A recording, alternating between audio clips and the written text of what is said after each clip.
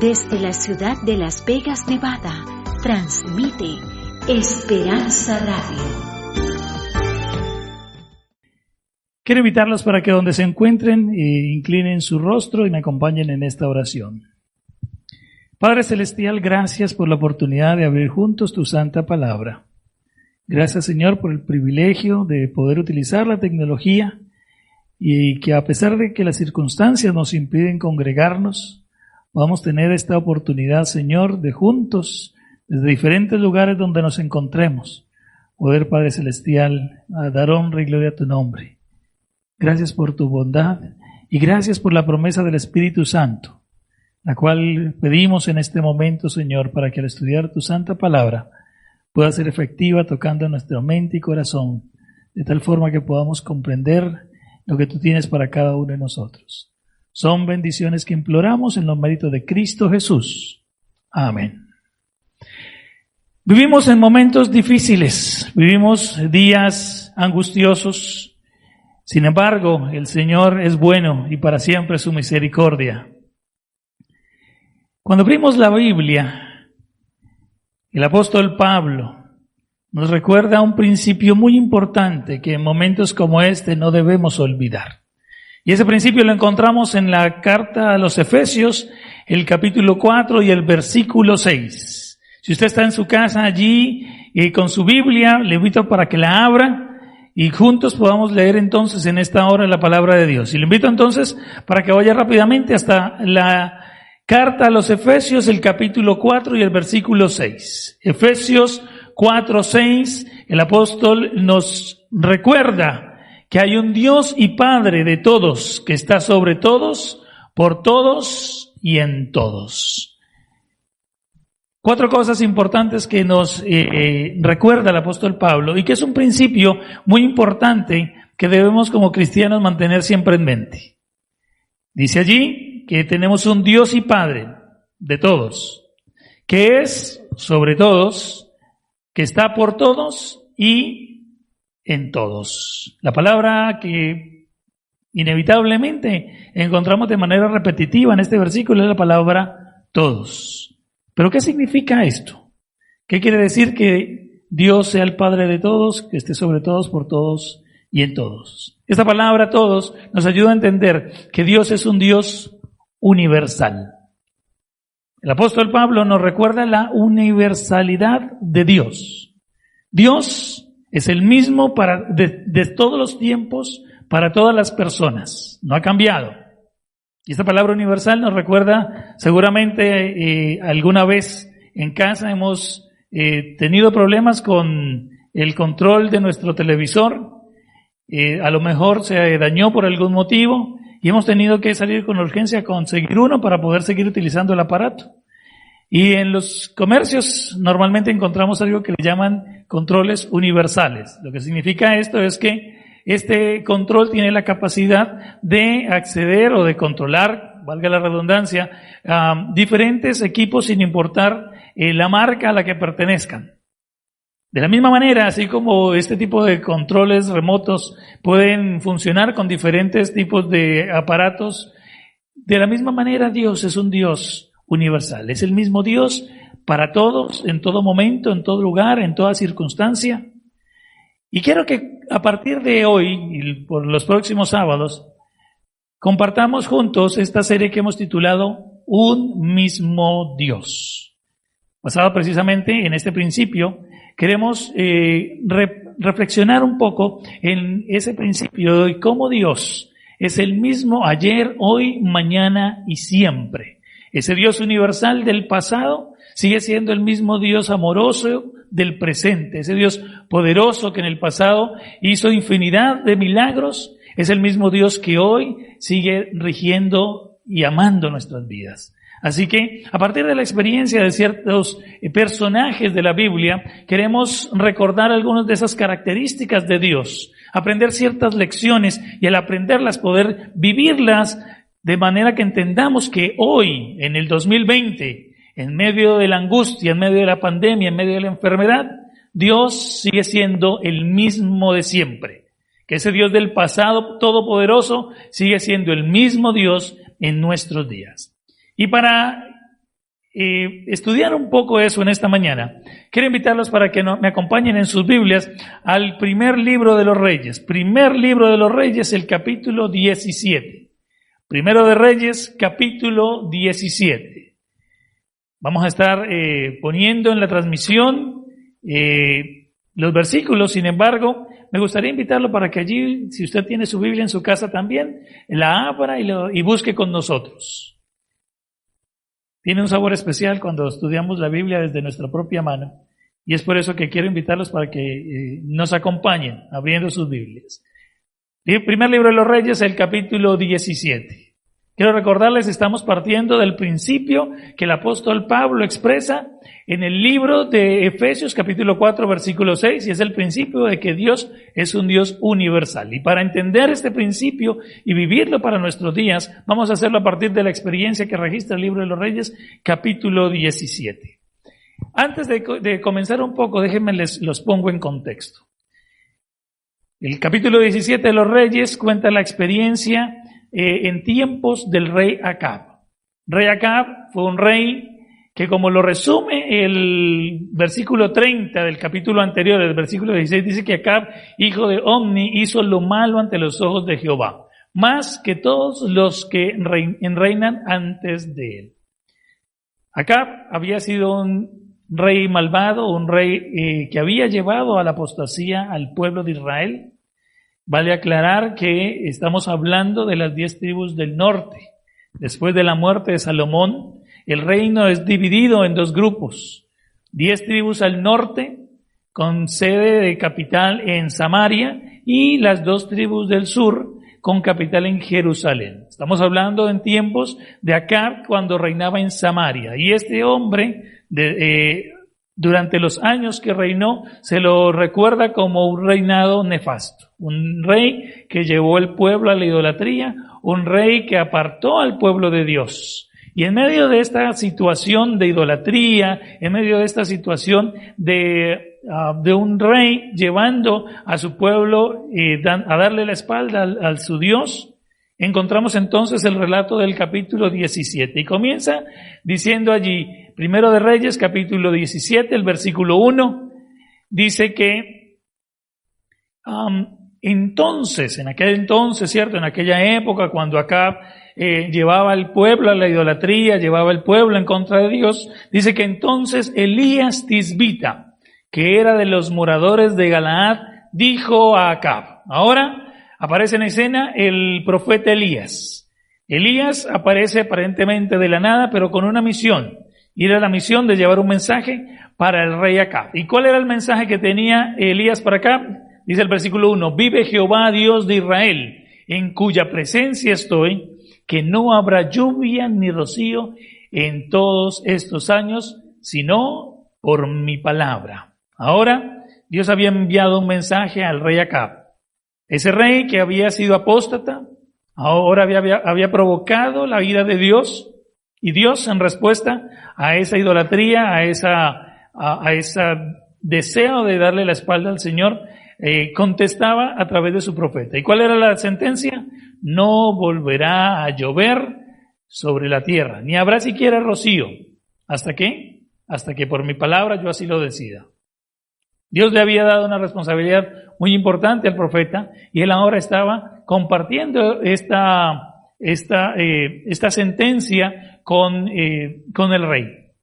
Continuamos el relato. Vamos a leer ahora de los versículos del 2 al 6, les recordamos, estamos en primer libro de los Reyes, el capítulo 17. Versículo 2 continúa el relato diciéndonos de la siguiente manera: y vino a él palabra de Jehová. ¿A quién? A Elías. Estamos hablando de Elías en este caso. Y vino a él palabra de Jehová diciendo: apártate de aquí y muévete al oriente y escóndete en el arroyo de Querit, que está frente al Jordán. Beberás del arroyo y yo te mandaré a los cuervos que te den allí de comer. Y él fue e hizo conforme a la palabra de Jehová, pues se fue y vivió junto al arroyo de Querit, que está frente al Jordán. Y el versículo número 6 termina diciéndonos: y los cuervos le traían pan y carne por la mañana, y pan y carne por la tarde, y bebía del arroyo. La experiencia del profeta es una experiencia muy interesante. Después de dar su sentencia, el Señor le indica un lugar hacia el cual habría de conducirse para poder estar seguro, para poder sustentarse. Y ese lugar era un pequeño arroyo, un arroyo frente al Jordán. Y por no sabemos cuánto tiempo, pero por varios días estuvo el profeta allí tomando agua del arroyo y teniendo la oportunidad de ver de manera milagrosa cómo de mañana y de tarde los cuervos traían en sus picos carne y pan para que el profeta fuera sustentado. ¿De qué manera podían conseguirlo? No lo sabemos, solo podemos entender que era una manera milagrosa en la cual Dios estaba cuidando de su profeta.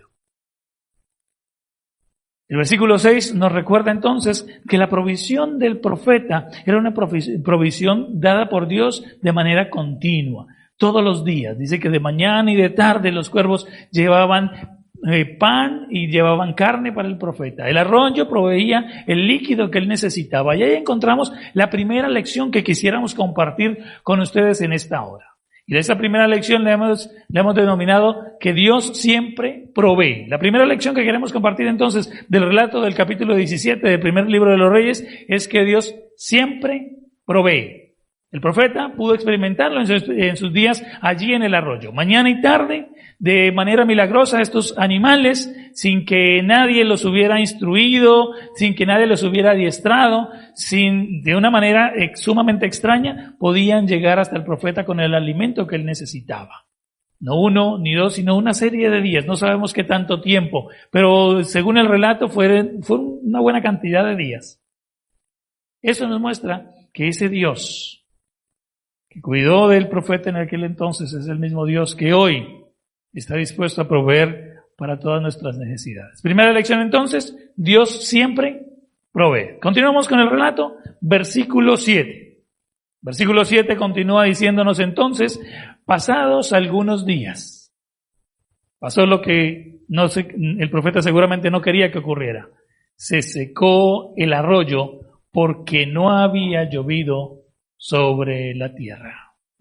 Finalmente, este arroyo que había dado sustento al profeta durante todos esos días se convirtió en un sequedal.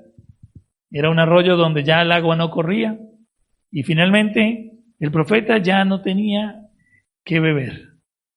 El arroyo que había sido la fuente de sustento de agua para el profeta ahora ya no estaba más. Lo único que el profeta tenía como esperanza para no morir de sed, ahora había desaparecido.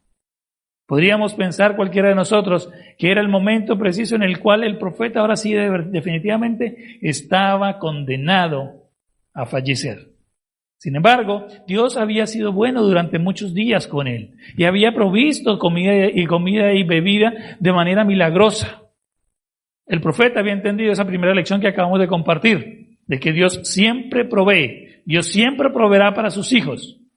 Es por eso que el relato no termina allí. Versículos 8 y 9 continúan la historia contándonos. Versículo 8, capítulo 17 de Primero de Reyes dice que vino luego a él palabra de Jehová diciendo, y ahora Dios se vuelve y se le presenta al profeta y ahora tiene un nuevo mensaje para él. Y miren el mensaje que tiene ahora para él. Dice, levántate, vete a Sarepta de Sidón y mora allí.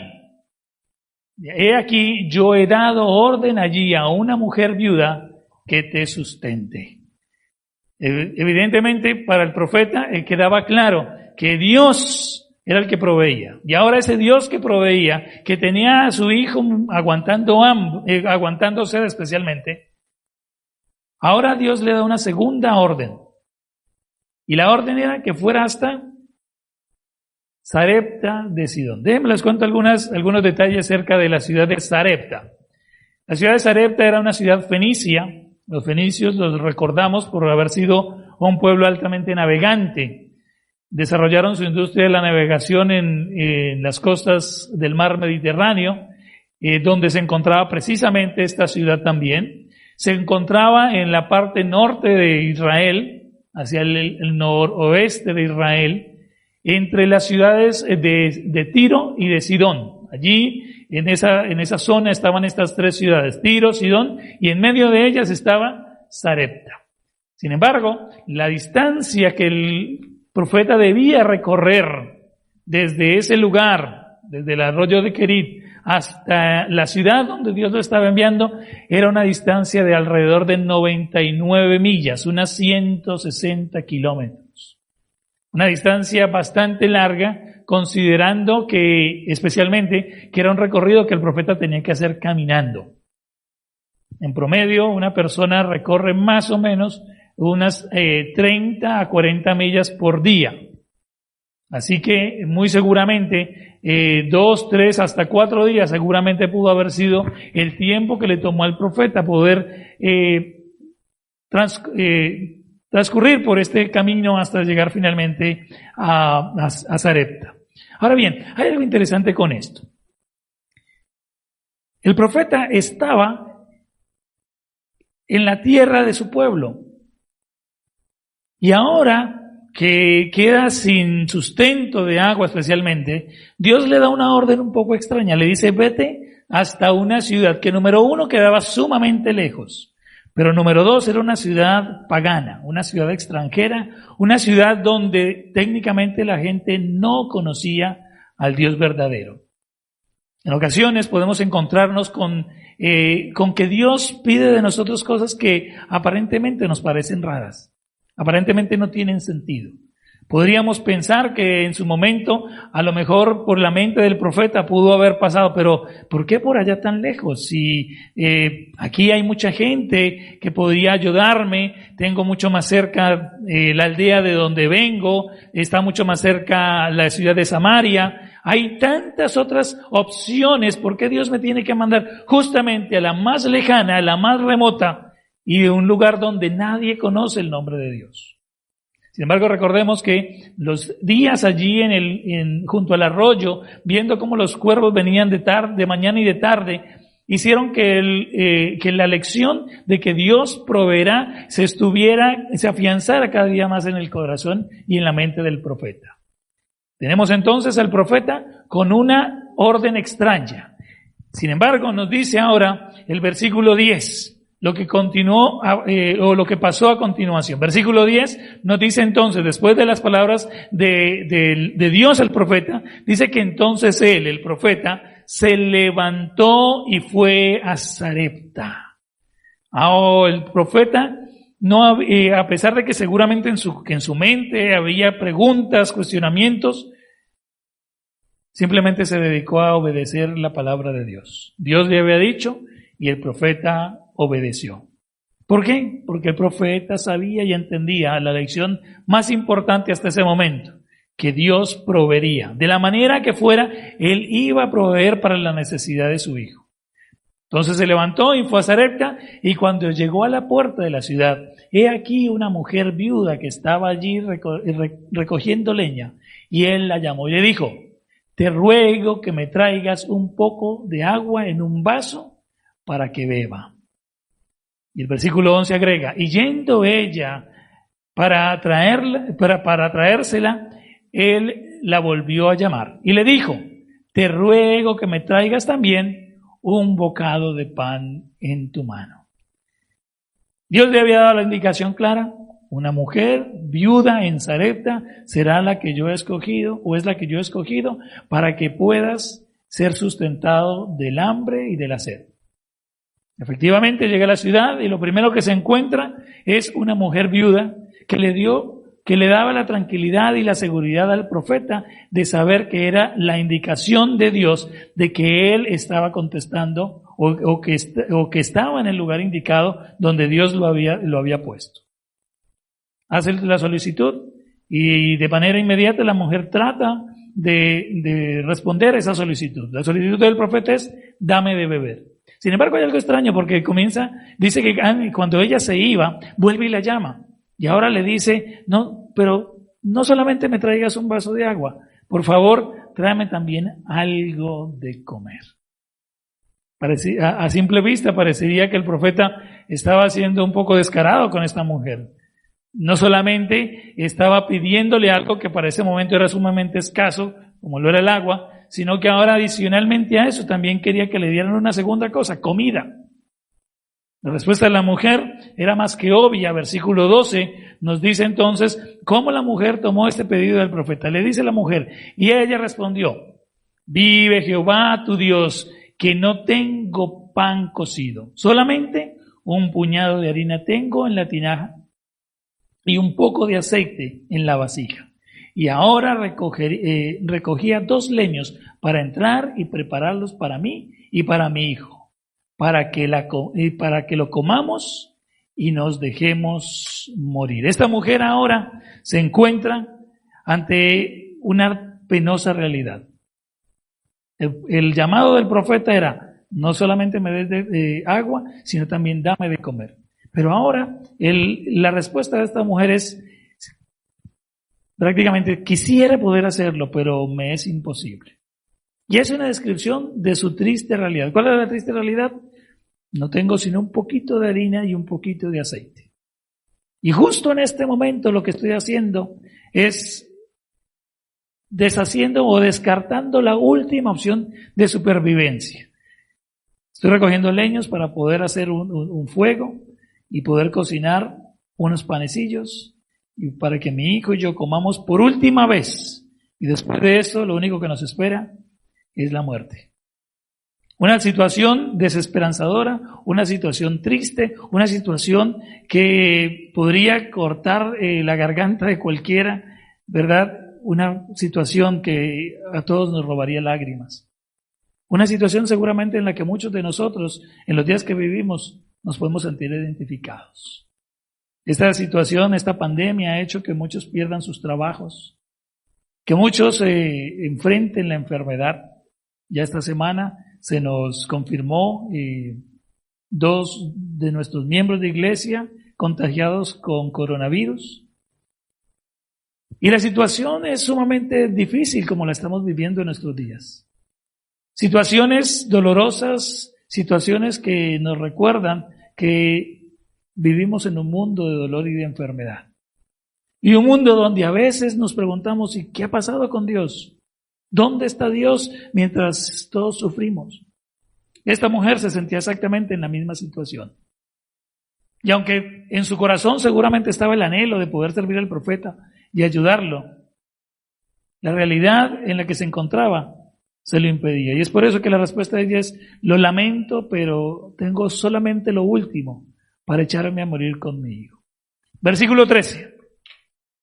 Ahora la mujer, Elías, responde a la expresión de la mujer diciéndole, Elías le dice, no tengas temor, ve, haz como te he dicho, pero hazme a mí primero de ello una pequeña torta cocida debajo de las cenizas y tráela y después harás para ti y para tu hijo. Parecía que el profeta estaba sordo. Parecía que el profeta no entendía las palabras de la mujer. La mujer le acaba de decir, mira, no tengo sino para mi hijo y para mí. Sin embargo, el profeta comienza diciéndole, no tengas temor. El profeta había visto la angustia del corazón de esta mujer. El profeta había escuchado sus palabras y había podido leer a través de estas palabras lo que esta mujer tenía en su corazón. Y lo que esta mujer tenía era temor, miedo, porque sentía que su esperanza de vida se estaba desvaneciendo entre sus manos. El profeta le dice, no tengas temor. Y le da una orden. La orden es, hazme a mí primero. Puede sonar un poco egoísta, puede sonar poco caballeroso, poco amable de parte del profeta. Sin embargo, el profeta tenía un mensaje de Dios. Y el mensaje de Dios consistía en que el siervo de Dios debía ser puesto en primer lugar. Porque al poner al siervo de Dios en primer lugar, esta mujer estaba poniendo la orden de Dios en primer lugar. Y ahora le hace una promesa y le dice, y después harás para ti y para tu hijo. Desde la mente y la perspectiva de esta mujer estaba que lo único que tenía le iba a servir simplemente para poder darle de comer a su hijo y para poder finalmente echarse a morir. Pero ahora el profeta trae un mensaje para ella y le dice, pon a Dios en primer lugar. Y si haces lo que yo te estoy diciendo y pones a Dios en primer lugar, tendrás la oportunidad no solamente de servir a Dios, sino de seguir preservando tu vida. Dios siempre en primer lugar es la segunda lección que nos enseña este relato. La primera lección, decíamos que Dios siempre provee para sus hijos. Dios siempre está dispuesto a proveer para nuestras necesidades. Y ahora la experiencia de esta mujer nos enseña la segunda lección, y es que Dios siempre debe estar en primer lugar. Las circunstancias no deben ser una excusa para obviar esta lección. Las incomodidades, la escasez, el desaliento, nada de lo que podamos estar viviendo o pueda estar ocurriendo a nuestro alrededor debería ser motivo para desechar esta lección y este principio importante. Dios debe ser lo primero y lo principal en cada una de nuestras vidas. Y quiero pensar nuevamente en muchos de los que estamos escuchando este mensaje, que nos acompañan allí desde sus casas. Personas que seguramente hoy se están preguntando con qué vamos a pagar nuestra renta, con qué vamos a pagar nuestros biles.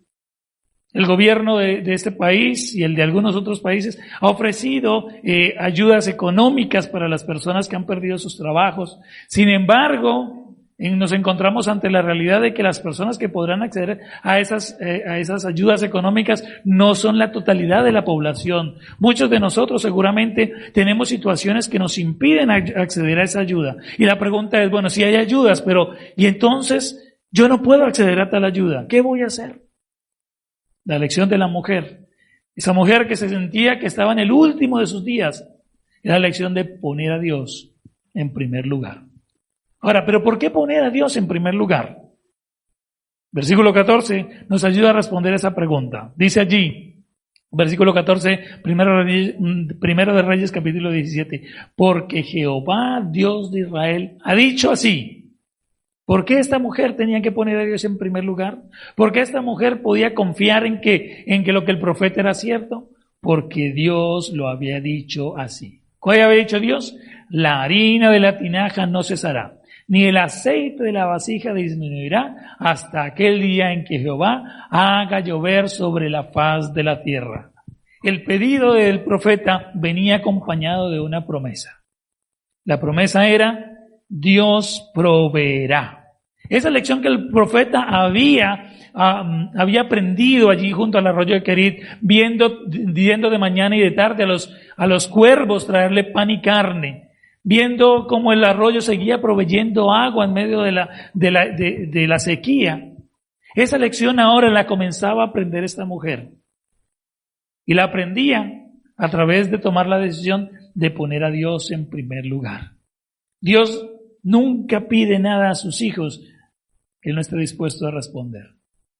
Siempre que el Señor en su palabra nos invita a tomar una decisión o a hacer algo, esto siempre, generalmente siempre, vendrá acompañado de una promesa.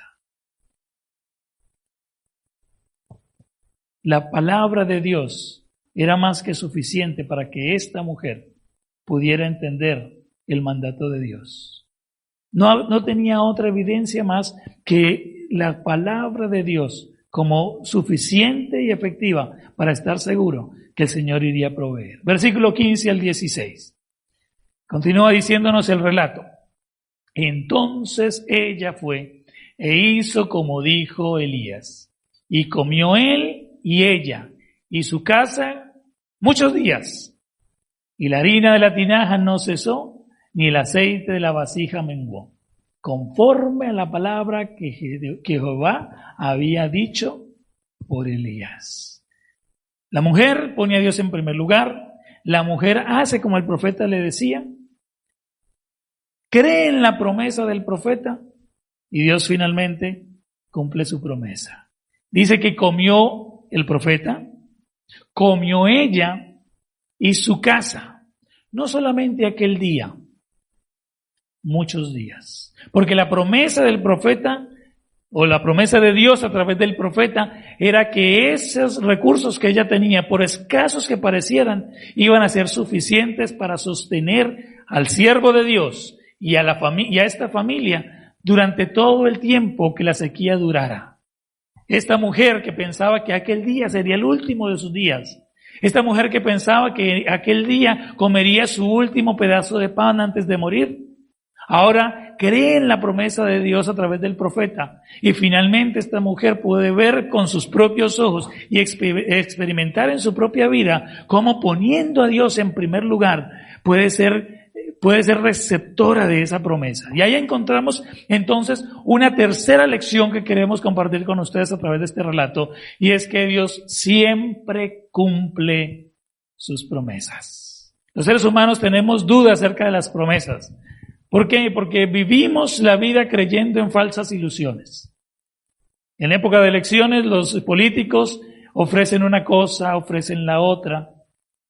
Y todos creemos en esas promesas. Sin embargo, al llegar y tener el cargo que anhelaban, esas promesas en muchas ocasiones comienzan a diluirse en el tiempo y comienzan a olvidarse. Ante el altar, muchas parejas hacen promesas de amarse, respetarse, hasta que la muerte los separe. Sin embargo, la realidad de las cosas es que muchas de esas mismas parejas que un día prometieron estar juntos hasta la muerte, al poco tiempo comienzan a desear estar el uno por cada lado y divorciarse. Las promesas son cosas que los seres humanos generalmente vemos con desconfianza. Sin embargo, la Biblia nos enseña, y la experiencia de esta mujer nos enseña, que Dios siempre cumple sus promesas. Que cuando esas promesas están fundamentadas en la palabra de Dios, podemos tener la certeza y la seguridad que Él será fiel para cumplirla. Tres promesas, o tres lecciones más bien, que hemos aprendido durante esta mañana del primer libro de los Reyes, del capítulo 17. Primera promesa, que Dios siempre provee. No hay circunstancia, no hay condición que pueda hacer que Dios no provea para sus hijos. La escasez no es un impedimento para que Dios pueda entregar a sus hijos lo que ellos necesitan. Segunda lección, Dios siempre debe estar en primer lugar. En nuestra vida, en nuestro quehacer, en nuestras finanzas, en nuestra salud, en cada uno de los aspectos de la vida, Dios debe ocupar el primer lugar. Es por eso que el Señor nos invita y nos dice: dame, hijo mío, tu corazón. Y Jesús a sus discípulos les decía: mas pongan primeramente el reino de Dios y su justicia, y todo lo demás vendrá por añadidura. La experiencia de la mujer, de esta mujer viuda, una mujer que esperaba morirse aquel día, fue la experiencia de poner a Dios en primer lugar y ver cómo ese Dios seguía proveyendo para ella, porque, según la tercera lección, Dios siempre cumple sus promesas. Dios había prometido para esa mujer que nunca le iría a faltar lo necesario para cuidar de su hijo, para cuidar de su familia, y efectivamente la experiencia de Primero de Reyes capítulo 17 confirma que Dios cumplió fielmente esa promesa, mostrando entonces que ese Dios siempre provee. Por eso nuestro deber es ponerlo en primer lugar. Mis queridos, hemos hablado de este Dios de todos los tiempos. Pablo, al comienzo, en la introducción, nos recordaba que hay un Dios universal, que es Padre de todos. Ese Dios Padre que sustentó al profeta en el arroyo de Kerit, que prometió a la mujer que no faltaría ni la harina ni el aceite hasta que la hambruna pasara. Es el mismo Dios que hoy te dice: dame, hijo mío, tu corazón. Es el mismo Dios que hoy te sigue diciendo: ponme en primer lugar. No tienes para la renta, no tienes para los biles, no sabes qué va a pasar con tu salud, no sabes qué va a pasar con la comida de tus hijos, no sabes con qué vas a pagar el auto, el seguro. Tantas cosas, tantas angustias que vienen a nuestro corazón en momentos como el que estamos viviendo en nuestros días. Sin embargo, la promesa de Dios es que Él siempre proveerá para sus hijos y siempre estará dispuesto a cumplir con esas promesas. Me encantan los absolutos de Dios. Y el absoluto que hemos compartido hoy a través de esta lección es el siempre. Esta palabra siempre nos recuerda que no hay ninguna ocasión que se escape a estas promesas. Dios no está sujeto o supeditado a las circunstancias que nos rodean. Dios no está sujeto a la falta o a la abundancia. Dios siempre provee porque siempre está dispuesto a cumplir sus promesas. Es por eso que Él nos pide que de la misma manera, sin importar las circunstancias, sin importar las condiciones, sin importar lo que estemos viviendo o lo que incluso estemos sintiendo, sin importar si aún la duda está tocando nuestra puerta, siempre acudamos para ponerlo en primer lugar. Quiero cerrar con esta cita que es muy, muy conocida para todos. Escribió la señora Ellen White en su libro Notas Biográficas, página 216. Dice, no tenemos nada que temer del futuro. Qué bonitas palabras, ¿no? El futuro es una cosa incierta para los seres humanos. El futuro es algo que no sabemos si vendrá ni siquiera para cada uno de nosotros. Pero ella nos recuerda que no tenemos nada, absolutamente nada, que temer a ese futuro. A menos que pase algo, a menos que olvidemos la manera en que el Señor nos ha conducido en el pasado y lo que nos ha enseñado en nuestra historia pasada. Oh, qué lindas palabras. Esta mujer que caminó con Dios nos recuerda que el futuro siempre será una experiencia segura y certera en la medida que podamos recordar cómo Dios ha actuado con nosotros desde siempre. Pablo nos recuerda que Dios es el mismo Dios y Padre de todos. Ese Dios que proveyó para el profeta a través de los cuervos. Ese Dios que no dejó que ni el aceite ni la harina faltaran en la casa de la viuda. Y que de esa manera preservó a su siervo, preservó a la mujer y a su hijo. Es el mismo Dios que te dice, ponme en primer lugar. Muy seguramente hemos tenido la oportunidad de ver cómo el Señor nos cuida en diferentes ocasiones. Y quiero invitarte para que donde te encuentres, hagas una revisión de tu memoria. Revisa cuántas cosas el Señor ha hecho por ti. Y recuerda que ese mismo Dios que en el pasado cuidó de ti, cuidó de tu familia, está dispuesto a hacerlo de la misma manera en el presente. Ese mismo Dios que lo ha hecho en el pasado con otras personas, está dispuesto a hacerlo contigo hoy, porque es el Dios y Padre de todos. ¿Cuántos en esta hora quisieran decir, Señor, quiero ponerte en primer lugar? Quiero pedirte, Señor, que proveas para mí. Quiero pedirte, Padre Celestial, que me permitas ver la salvación, que me permitas ser testigo de tu poder a través de lo que haces en mi vida cuando te pongo en primer lugar. No sé cuál es tu angustia. Seguramente estoy hablando a muchos que han perdido su trabajo, a muchos que están contando los últimos centavos y están pensando como la mujer que es lo último que les queda para echarse a morir. Sin embargo, hoy Dios te dice, ponme en primer lugar. Seguramente estoy hablando a algunos que se sienten tentados con decir, entrego lo que a Dios le pertenece, su diezmo y su ofrenda, o compro comida para mis hijos. Muy seguramente la respuesta tentadora es, no, tus hijos lo merecen más. Dios no necesita de tu dinero. Pero la experiencia de la viuda nos recuerda que Dios siempre proveerá y que si lo ponemos en primer lugar, Él cumplirá sus promesas. En el momento de los diezmos y ofrendas, Luis nos recordó un versículo que es muy conocido para nosotros, y es Malaquías 3:10. Y allí el Señor nos dice, traigan todos los diezmos al alfolí, a la tesorería, y haya alimento en mi casa. Y probadme ahora en esto, si no os abriré las ventanas de los cielos, y derramaré sobre vosotros bendiciones hasta que sobreabunde. Ese Dios que prometió al pueblo en tiempos de Malaquías derramar bendiciones hasta que sobreabunden, es el mismo Dios que hoy nos está diciendo, quiero derramar mis bendiciones en tu vida. Es el mismo Dios que hoy nos está recordando que en medio del dolor, de la enfermedad, de la angustia, de la falta de trabajo, quiere que lo pongamos en primer lugar, porque quiere mostrar en nuestra vida su poder y porque quiere mostrarnos que Él siempre cumple sus promesas.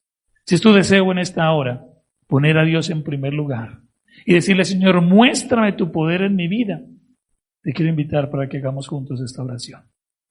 Padre Celestial, gracias porque en ti hay poder, Señor. Gracias porque ese poder estás dispuesto a manifestarlo en cada uno de tus hijos. Señor, gracias porque la experiencia de Elías y de la viuda de Sarepta son experiencias que tú quieres seguir replicando en nuestros días hoy. Que como el apóstol Pablo nos lo recuerda, tú eres el Dios universal, el Dios de todos, de cada uno de nosotros, de todos los tiempos, el mismo Dios ayer, hoy, mañana y siempre. Y Señor, es por eso que queremos confiar en esas promesas. Que así como no permitiste que faltara el alimento en la casa de esta viuda, que sirvió a tu siervo y que te puso en primer lugar, que de la misma manera, Señor, no seamos tentados a desplazarte y poner otras cosas en tu lugar. Que, Señor, tú puedas ser lo primero y lo más importante en cada uno de nosotros. Y que esta experiencia, Señor, nos pueda corroborar una vez más que tú siempre provees porque tú siempre estás dispuesto a cumplir tus promesas. Señor, que ponerte en primer lugar sea nuestra delicia y que ver cómo lo demás viene por añadidura sea la oportunidad de ser testigos de tu bendición. Señor, síguenos acompañando en el resto de este día. Te lo pedimos en Jesús. Amén.